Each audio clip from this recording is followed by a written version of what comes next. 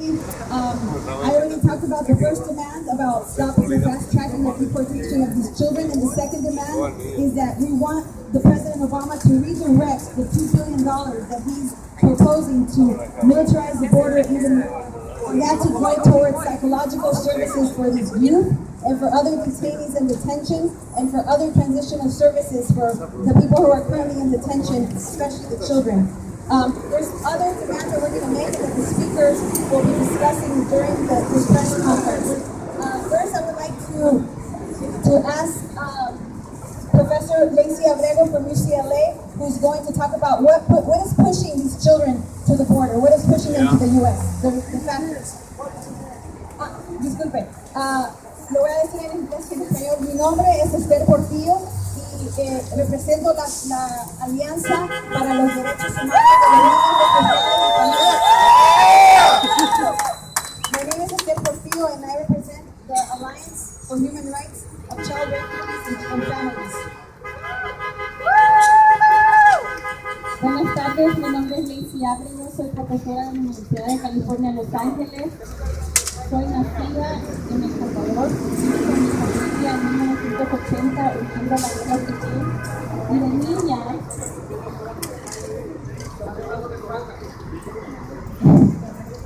bueno, de nuevo, mi nombre es Lacey Abrego, soy profesora en la Universidad de California, Los Ángeles.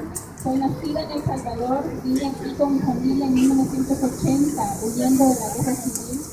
Como niña no entendía qué fue lo que causaba esa bomba, esas balaceras que nos lanzaron en nuestro pueblo y que nos forzaron a huir.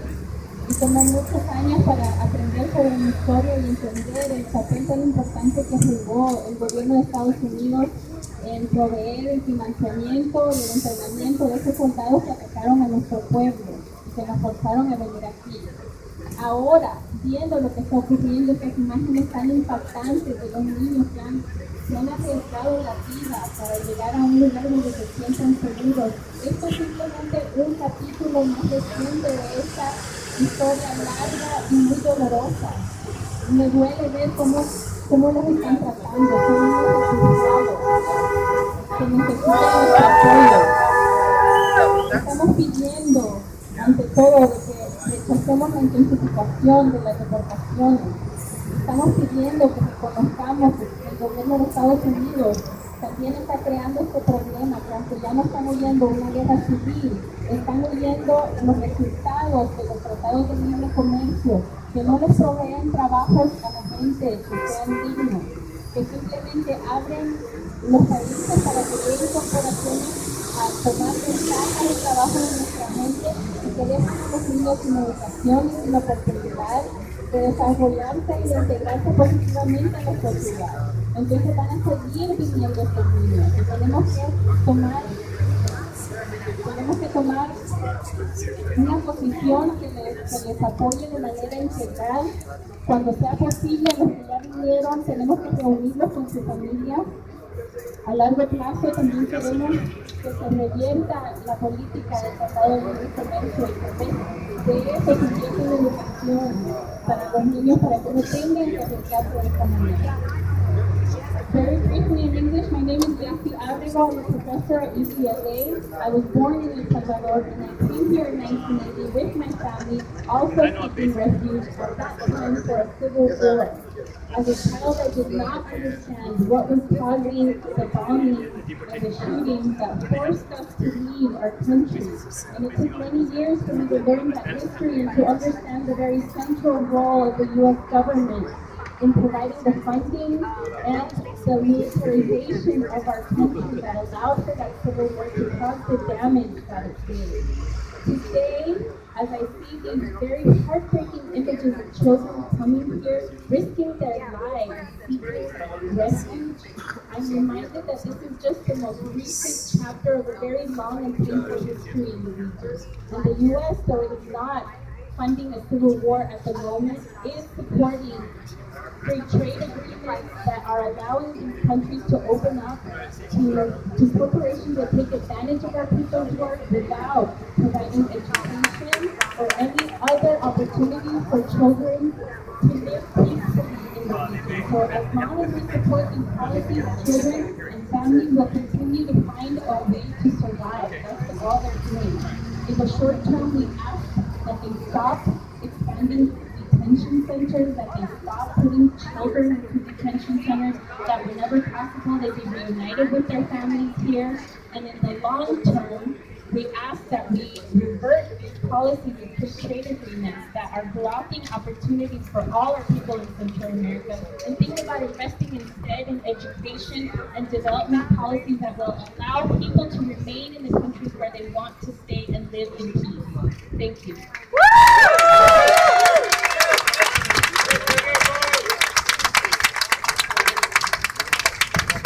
Gracias primeramente a todos los que están aquí, especialmente a los niños, ¿verdad? Porque no hay necesidad de que los niños estén viendo lo que los Estados Unidos está haciendo con otros niños aquí en los Estados Unidos. Este país que es fuerte, multimillonario y tiene los recursos necesarios para ayudar a tanta gente. ¿Por qué no ayudar a estos niños que están aquí? ¿Verdad? Entonces, con eso yo me presento. Mi nombre es Alex Sánchez. Soy director de Homies Unidos, una organización que ayuda a muchachos en alto riesgo y en pandillas. Estoy aquí porque esto es bien relacionado a mi propia historia. Yo vine aquí de niño, lo he acompañado a la edad de 7 años, con mi hermanito de 5 años, cuando venimos acá en 1979.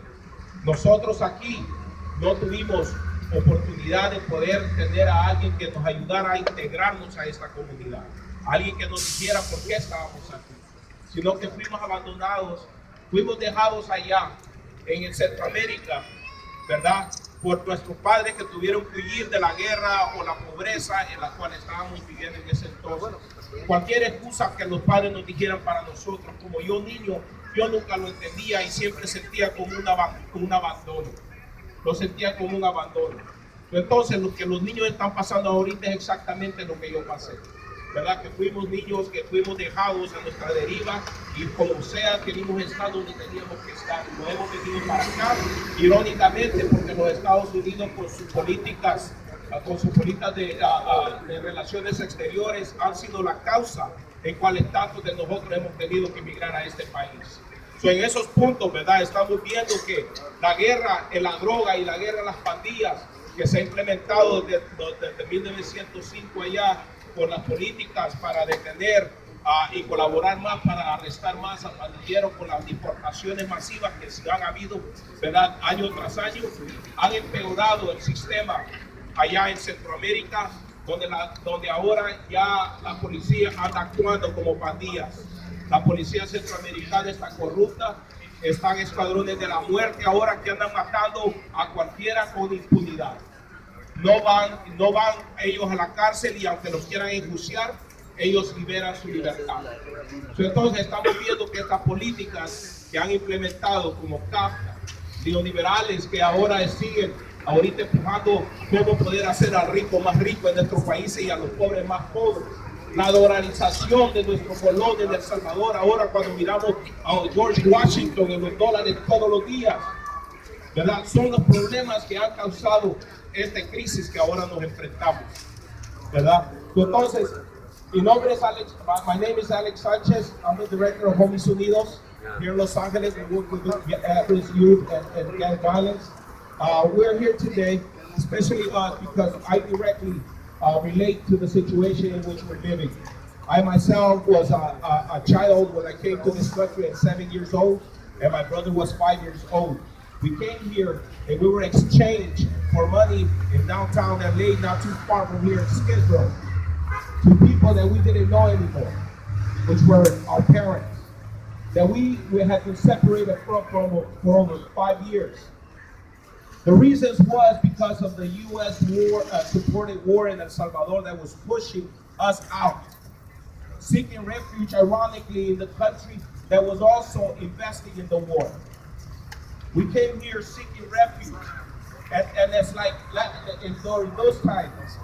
This time around, we need to provide the refuge for these children that are fleeing that violence that now we live in Central America. Not only violence that directly affected them, but economic violence that we see implemented through the foreign politics that are being pushed, policies that are being pushed in Central America. the anti-gang strategies that the United States are implementing in Central America has been unraveled. The zero tolerance initiatives that we consulted down in Central America has exacerbated the problem. They're worse now than they ever were. Why? Because they never deal with the root causes of those problems.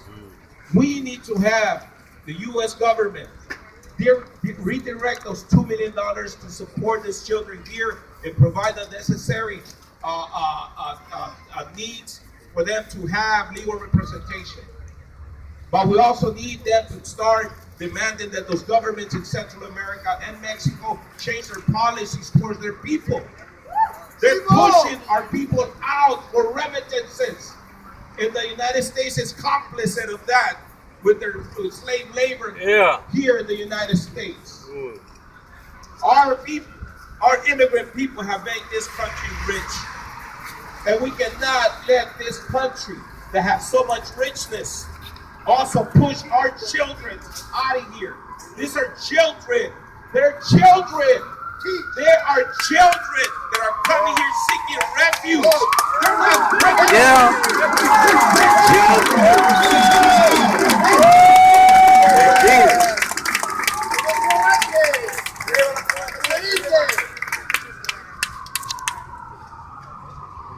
kids, man.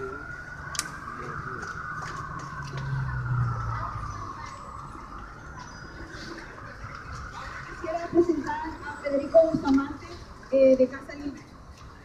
Muy buenas tardes, mi nombre es Federico Bustamante y yo soy el director de un albergue de academia para jóvenes menores de 18 años sin hogar y con servicios muy especializados para los jóvenes indocumentados. Todo lo que ha dicho Alex y Lacey hace bien, ahorita lo voy a repetir, pero lo que me gustaría a mí aclarar un poco es que yo trabajo directamente con estos jóvenes que estamos viendo y les puedo asegurar con toda certeza que están siendo juzgados fuera de sus países. Están viniendo por una razón de la que estamos viendo en la media, de que están buscando visa o asilo, no, ellos están escapando como refugiados a este país. Y en Casa Libre nos especializamos en darles un refugio y también ayudarles en cuanto a su situación migratoria, si es que existe algún alivio para ellos. Y más que nada, la educación que les damos, porque esos muchachos también están viendo acá por falta de educación, por falta de oportunidad en sus países de origen. No más habla con sus muchachos, se dan cuenta. Ellos no quieren que sus hermanitas pasen por el mismo infierno que pasaron ellos, pero no tienen la oportunidad acá de verdaderamente salir adelante con las protecciones del Estado que ya existen. Entonces va a ser mucho más difícil y va a seguir teniendo este problema. Hi, good afternoon. My name is Federico Bustamante. Lacey and Alex everything said very well said, so I'm not going to repeat any of that. I'd just like to touch very briefly my job. I'm the director of a youth shelter and academy for homeless minors under the age of 18. We have very specialized services for undocumented minors who are obviously what we're here about. And I just want to clear up any misconceptions about why these kids are in the United States. We've seen a lot of the media, seeking some sort of asylum because of this, or whatever it might be that is misinformation. The truth of the matter is these kids are complicated, very dire situations in Oregon, and the Northern Triangle, in Guatemala, Honduras, and El Salvador. And so we specialize in really welcoming these kids here. Assessing if they are eligible for any immigration and dating.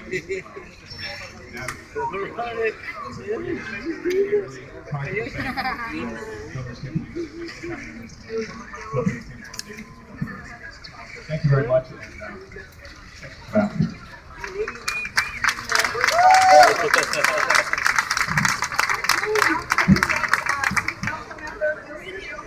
Solidarity with us, with the Central American and Mexico, Los Angeles community here. We thank you for being here with us today.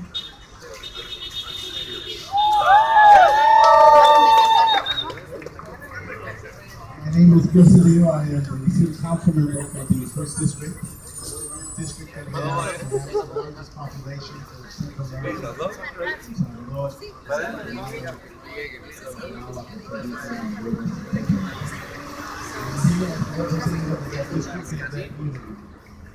I'm here also as the author of the California Dream Act. I am here as an American who is saddened by the conditions and circumstances that I see here in this country. We have a crisis. We have a crisis in leadership. We have a moral crisis. We have a crisis which has hit such a pitch in this nation that is fueled by hatred and xenophobia and racism. I'm saddened to be here to say these things. I'm saddened that in Washington, the Congress is failing to act, and the President is failing to lead. I join all these young men and women here, calling upon the President and the Congress not to deport these children.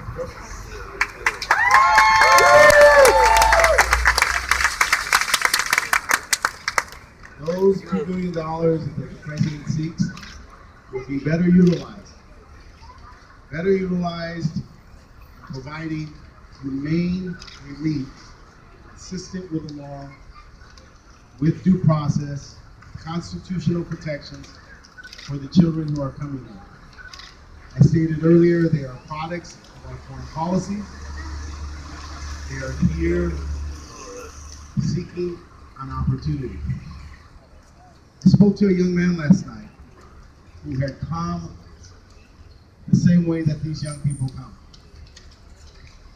Top of a train, through an icy cold river, and seeing humanity at its worst and at its best. A young man who survived on a young man who was coming to find his mother, to seek an opportunity in this country. I asked him about what he thought about this scenario. He said, we must do all that we can for these children because these children can be great. But they only seek an opportunity in that in their survival skills and the things that they learn to come here, to join their families, that they can become the best and the brightest, as I believe. Today, this young man is an attorney in the state of California. He's a husband. He's a father of 2 children. And he's a spouse whose wife has survived cancer. He says, after you survive that trek to come here, to leave those countries, everything here is easy. Everything here is simple. That's what is possible for these children. That is what we have before us. And these are the children that we should embrace. We have a moral imperative to embrace these children, to bring them and protect them. It's God's will, it's our Constitution, it's the essence of our nature, it's the essence of our nation, and it's the future of our nation. Let us move forward and embrace these young people and call upon the President not to deport any of these children, to embrace them as the refugees that we are. Call upon the people of Mariana to recognize them as the children that we are. And call upon the better angels in all of us to do all that we can to create a better life for them and treat them with the dignity and respect that God intended. Thank you so much.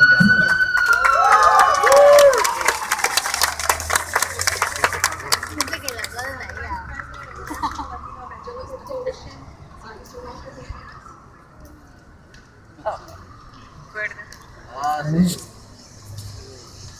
is Patrick Contreras. I represent the Vice President and the Vice President-elect stands for National Latino Evangelical Coalition. We are here in solidarity to people of faith to share with all of you that the people of faith are stepping up. I work with quite a few churches in the area of Murrieta, and I would like to tell you the people of Murrieta and the people of the surrounding areas are not what the press are reflecting. There's wonderful people there who really care for the immigrants. We have a city around there that has more than 50% of Latinos, and it's a handful of folks who are really pretty much putting pressure against those ones who are majority want dignity and justice for the children. So they're not from there, correct. They are not from Murrieta itself. So we are here to stand with all of those churches who are right now stepping up, preparing to give food and to give solidarity to all those children that they can get through. And I just hope that ICE and everybody else will just not listen to them, but will just go through and listen to the community who really cares. I'm here to say that we have received the authorization to take approximately 600 of those children. So we are going to need support. Nalek and also Urban Strategy, we're working together with around 11 agencies to take at least 600 of these children. We'll be getting more every single day, but we need the community to step forward and just welcome this kid, provide the resources that the government is not willing to give, that we have to give it as a nation that really cares for the children. So we're here to tell Mr. Obama, President Obama, not to deport these children, and we're here to tell him that we are going to stand against everybody who's going to come and touch our children.